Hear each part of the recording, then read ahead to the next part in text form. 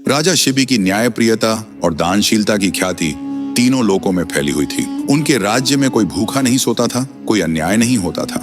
राजा का मानना था कि प्राणी मात्र की रक्षा ही परम धर्म है। एक दिन एक भयभीत कबूतर आसमान में बाज के पीछा करने से डर कर थक कर हाँफता हुआ राजमहल में आकर राजा शिबी की गोद में जा छिपा। उसकी सांसें तेज चल रही थीं, पंख घायल थे और आंखों में दया की याचना थी।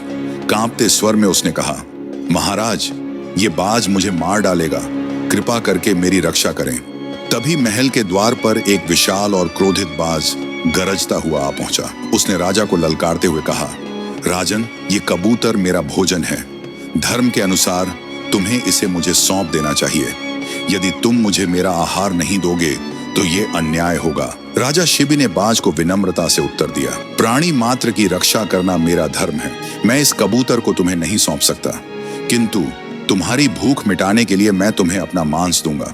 बाज बोला, यदि तुम धर्म का पालन करना चाहते हो तो कबूतर के वजन के बराबर मांस मुझे दो।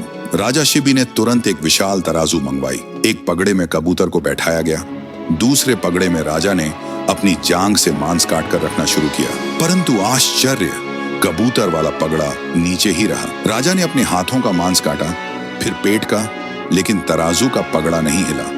राजा ने अपने शरीर का मांस काटते काटते लहूलुहान हो गए, फिर भी पगड़ा नीचे ही झुका रहा।